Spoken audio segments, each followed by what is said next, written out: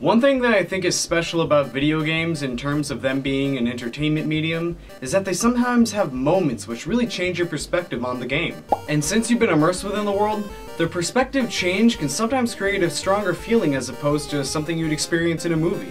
Where you once felt strong, you now feel weak.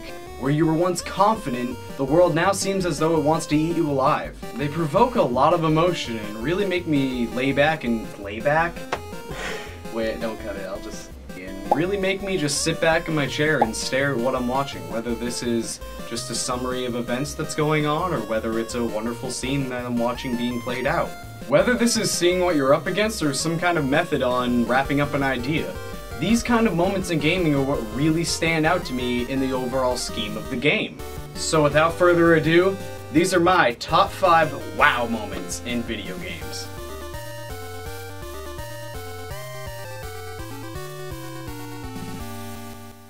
Okay, before I really start though, I'm sure you guys would like some rules. The first rule is that no 2 entries can come from the same series. The second is that cutscenes are a no-go. The whole purpose of a WoW moment is to experience it for yourself, not to watch a movie on it. To me, that kind of destroys the whole purpose of how the moment is a product of your actions and your control. Rule 3 really isn't a rule, but there will be spoilers of the major and minor variety, so you can watch out for that. Now that I have that settled, here we go.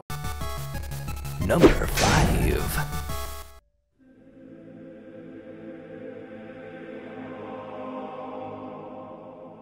We start off our list with the first game I ever owned for the PS3, and it's also the first game that had any kind of historical significance to me. Assassin's Creed, or as I like to call it, Ass Creed Uno. Now, at the beginning of the game, you're the superior assassin Altair, but you falter in your quest to obtain the Apple of Eden and go outside the bounds of your order. The Apple of Eden is a tool in which a way allows humans to partake in a bit of playing God, and looking back, the first time you stand above Damascus in Assassin's Creed kinda gives away the ending of what happens to your order.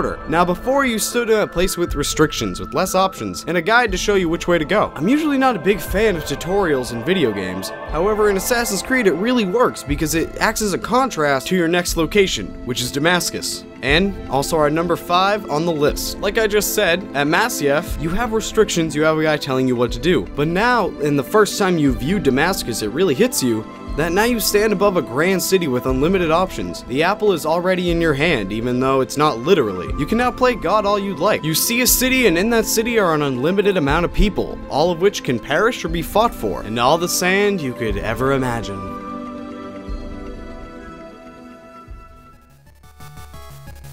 Number 4.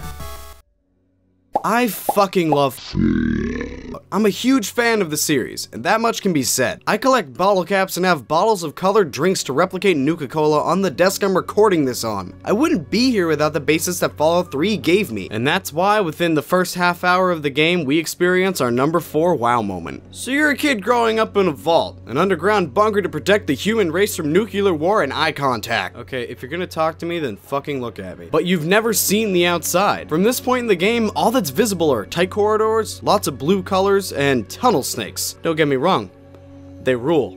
Tunnel snakes rule. We're the tunnel snakes. That's us.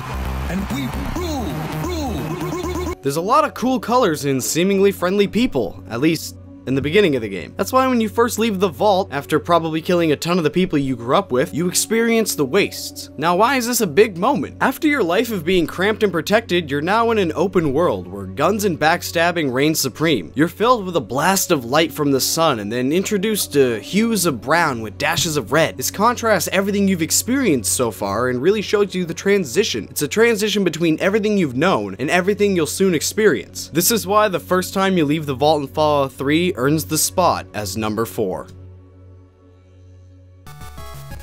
Number 3. Big Boss, then known as Naked Snake, is an all-around badass. Look at him with his cigar. I mean, come on, he doesn't give a single solitary shit and doesn't afraid of anything. But as you soon find out, Russia isn't the kind of place that cares about how well you've trained or how much badass runs through your veins. Lots of hang-ups have occurred to Snake at this point, and his life has been at risk more than a few times. But so many terrible things happen to Snake after this point that it's a great build-up to show the troubles he'll be facing. In a way, the trials for Naked Snake are like a giant ladder. But unlike a physical one, This ladder is more so as a breather or a cutaway point. Games don't often try to symbolize a halfway marker, and Metal Gear Solid 3 does that with the ladder. And looking back helps this resonate more. In the beginning of the game, he's a bit of a hotshot, doesn't really have too hard of a time doing what he needs to do. Then everything for Snake starts to go downhill where he gets his fucking eye shot out. And he just takes it so well. There's no reaction for the rest of the game. The person he has fought under all past years defects to the end of the side. It kind of changes your perspective about how long a ladder is. And to me, this is the turning point of Metal Gear Solid 3, the point where all past hardships become lawn work, and what was once deemed impossible becomes something that must be overcome. It even resonates more when the same song is played during the battle with Liquid Ocelot in Metal Gear Solid 4, giving you yet another change in perspective, showing you what you've already overcome, and that last goal you must achieve. Plus, let's be honest, that ladder climb looks boss. Big boss. And that's why it's number 3. Number 2.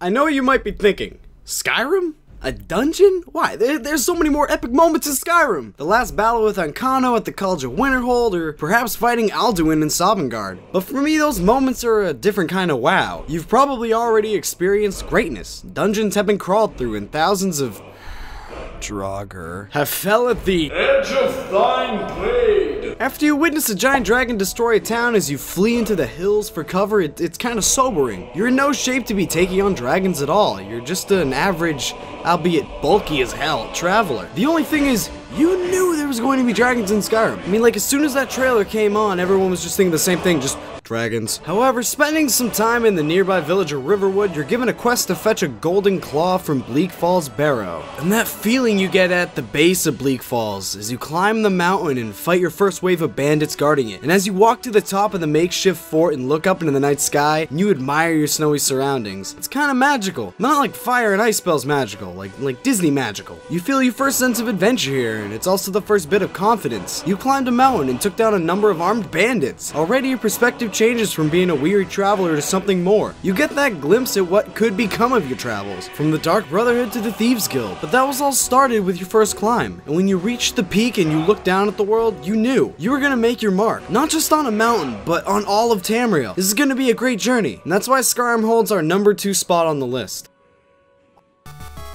Number 1.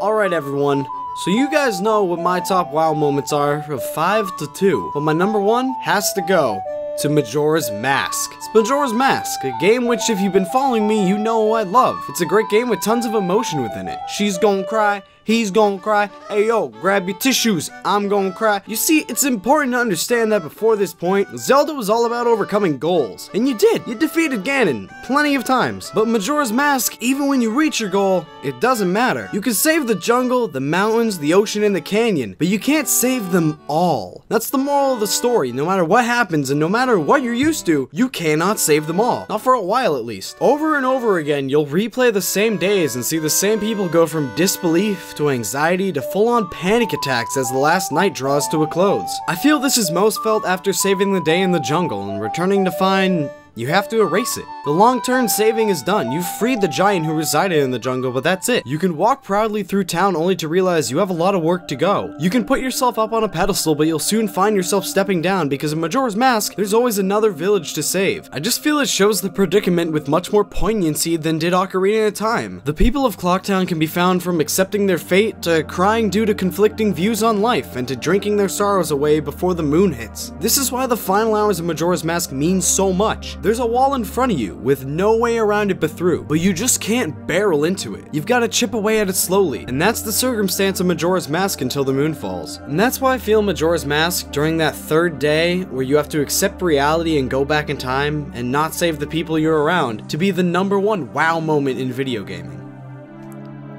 But in the end, there's a ton of different opinions for what makes up a great WoW moment. All of these opinions were really just based on the emotions that I felt when I played these games. I can try to boil it down logically, but all in all, it's really just how I felt at that time. So with that being said, everyone's going to have a different set of top WoW moments, so please write those down in the comments if you wish, because I really want to know your opinions on the matter. And thank you guys very much for watching.